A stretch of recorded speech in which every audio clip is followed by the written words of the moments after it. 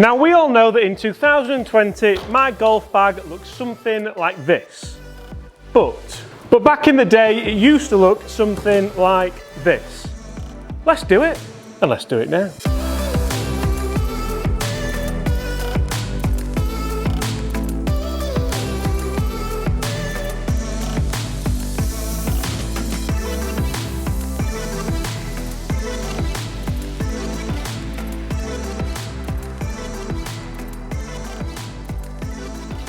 Hi everyone, James Robinson here. Guys, if you're new to the channel and this is your first time watching my content, first of all, we've got, you know what, first things first, today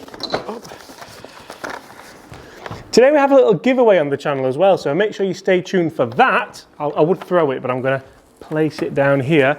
And today we're going through what my what's in the bag used to look like from when I was a kid, and we're going to test it against. Now, the what's in the bag isn't quite complete yet, but we're going to test it against the golf clubs that I'm using in 2020. So without any further ado, what golf clubs did I use when I was a kid? These ones. That's right guys, you got it. I'm going to test these golf clubs that I grew up playing with and see just how they perform in relation to the golf clubs that I'm using now. Guys, this video is in association with the guys at Golf Clubs for Cash. They sourced these clubs for me, and to be honest, it's a massive trip down nostalgia lane. When I got these out of the box this morning, first of all, let's start with the irons. Callaway X14 Pro Series. Wow, I can't believe, I never thought I'd see these again. Never thought I'd see them again. 3-wood, it's only the TaylorMade V Steel. Look at that beauty with the steel shaft, and then the driver, Titleist 983K. Wow. And I'm going to talk to you about the putter because, guys, I'm going to do a little bit more content with these clubs. I'm going to go and play Wortley Golf Club, where I grew up playing in Sheffield, with the golf clubs that I grew up playing with. I'm looking forward to it already. We might wait for the weather to warm up a little bit, but this is a TaylorMade Nubbins putter. Who remembers these? Did anyone have one of these? Guys, hit those comments below. Did anyone have a TaylorMade Nubbins putter? And while we're talking about commenting below, so the guys at Golf Clubs for Cash have now a partnership with Bushnell Golf for rangefinders. So they've kindly given me this Bushnell Phantom rangefinder to give away to you guys at home. All you have to do, you have to be a subscriber to the channel, you have to like this video, you have to comment below golf. There, I was going to go Bushnell, but Bushnell seems like a bit of a mouthful, so we'll go golf. Also guys, make sure you go check out the website www.golfclubsforcash, because I'm not sure if it's .com or .co.uk. I will put that down there, but go and check them out if you do want to get any second-hand golf clubs. I can't wait for this, cannot wait. So we will start with irons, and I'm going to start with my Mizuno MP20 irons. These have AMT X100 shafts in by True Temper. We're going to go 7-iron because everyone likes to know how far a 7-iron goes, don't we? I would expect this to carry around 165 on average. We're not going to go mental, we're only going to hit maybe 5 shots with each. Then we're going to go Callaway X14 Pro Series. And I never thought I'd say that again. 164 to start with. Wow. So guys, what do we think the difference is going to be between the Callaway X14 Pro Series and the Mizuno MP20 blades? There's quite a bit of there's quite a bit of difference in these. Obviously my Mizunos don't offer much in the way of forgiveness. There's not really much offset. 162. And it's probably worth noting that these were expertly fitted for me by Matt, the Mizuno tour rep, whereas when I was 14, probably about 14, I think it was around 2005, which would make me 14. That was good maths. Yeah, the clubs weren't expertly fitted for me there, so.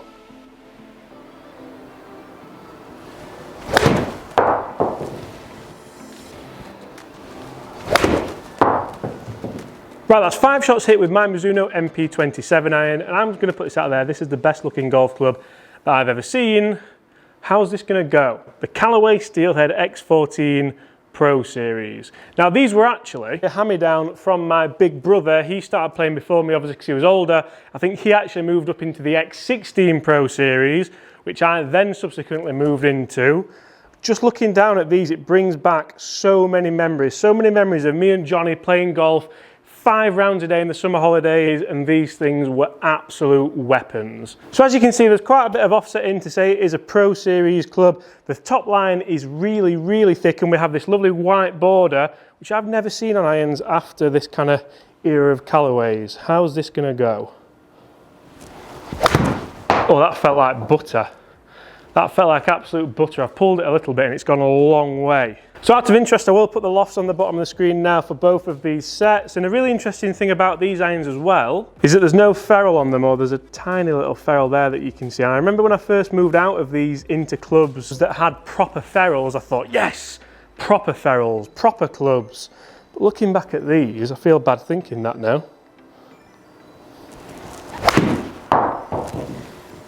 I honestly can't believe how good these things still feel. Obviously there is the nostalgia there as well, so I'm probably wanting them to feel good, but what about the performance?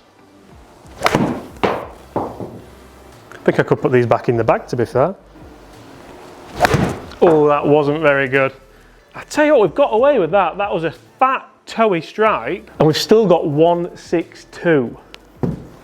Wow. Right guys, we're gonna go one more with the Callaway Steelhead, then we're gonna test 3 woods and reintroduce myself to the V-Steel.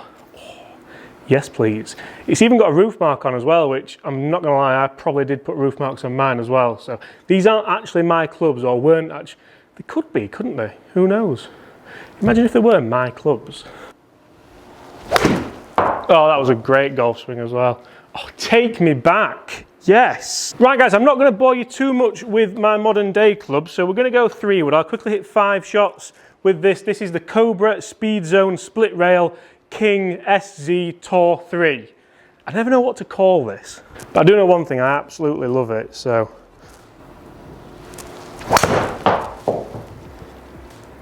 Bit of a low necky one. Now I should probably mention as well guys, this isn't my actual what's in the bag for 2020. There are still things that could work its way in there, but it's what I'm using at this point in time. We're in March at the moment. Ah. There's the one. There's the one. Ah, 4 left. It's been a while, hasn't it? So if we look at both these heads now, the V-Steel and the Cobra Speed Zone Split Rail Pro Tour, whatever it is, they look very similar, don't they? And I think that's why, definitely think that's why the Cobra is in the running this year to go in the bag for the 3 wood category, because the head's so sleek, it's so small, it's nice and just plain and black, exactly the same as how the V-Steel used to be. It gives me that little bit of nostalgia. Obviously TaylorMade have brought back the V-Steel name in the new Sim Titanium 3 wood, because it's got that little sole plate that's supposed to get you a little bit better turf interaction. Then we've got the split rails and the Cobra, haven't we? So, interesting thing to mention as well, obviously the shaft is steel in the V-Steel, and it's about, okay, 1.5 inches shorter. Right, I'm not gonna lie guys, this is probably the club I'm most excited about. The V-Steel 3 wood. I think my dad might even still have one of these somewhere. He had the 3, the 5, the 7, and I just stole the 3 off him because I really like the look of it. And at that point, I think he'd do anything to get me into golf. So I nicked it off him. Right, 3 wood V-Steel. I much prefer this length actually, a little bit shorter. Maybe get a bit more control. Oh, that is emotional. I mean, do I have to hit another? I can't quite believe what's just happened there, to be honest. That felt so good. And again, it's the same. It's exactly the same. It's down the middle of the fairway. It's nowhere near distance-wise, and we will look at all the numbers at the end, but look at those two. Is anyone else really enjoying this? Guys, I hope you're really enjoying this. I'm really enjoying this. Oh, that was heavy. That was heavy. The V-Steel's not helped me there. Still in the fairway though, still bang straight. Now one thing I remember hugely about this club as well was the sound it made. It made such a good sound. It was like a ding, I think, like ding. I am absolutely loving this, guys.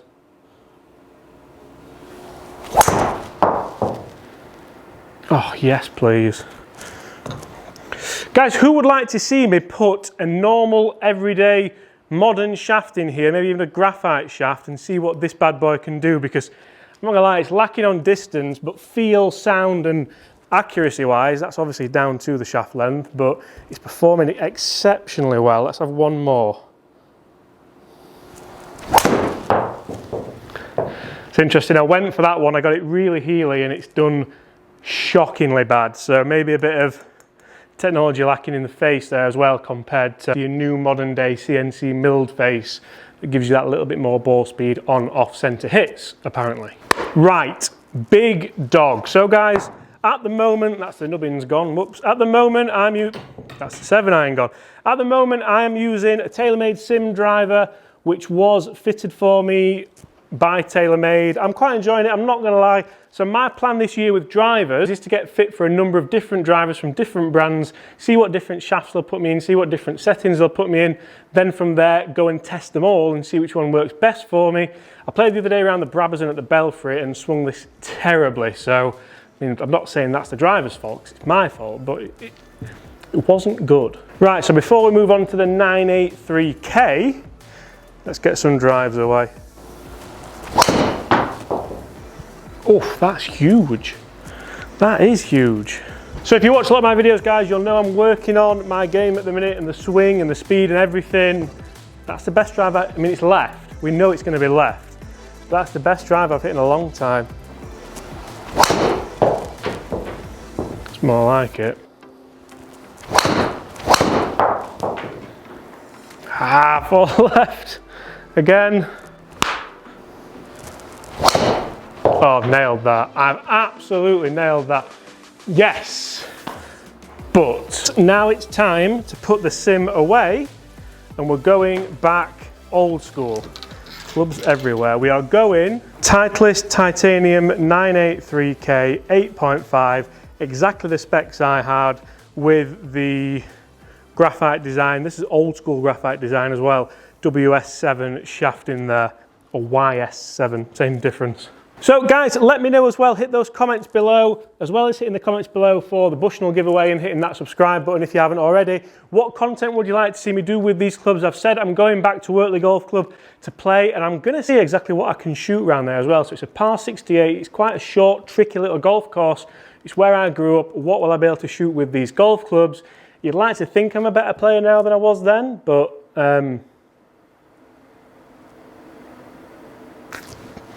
now this does bring back memories. This looks so good. Well, it felt really hard off the face. It's a decent distance, you know. That's not bad.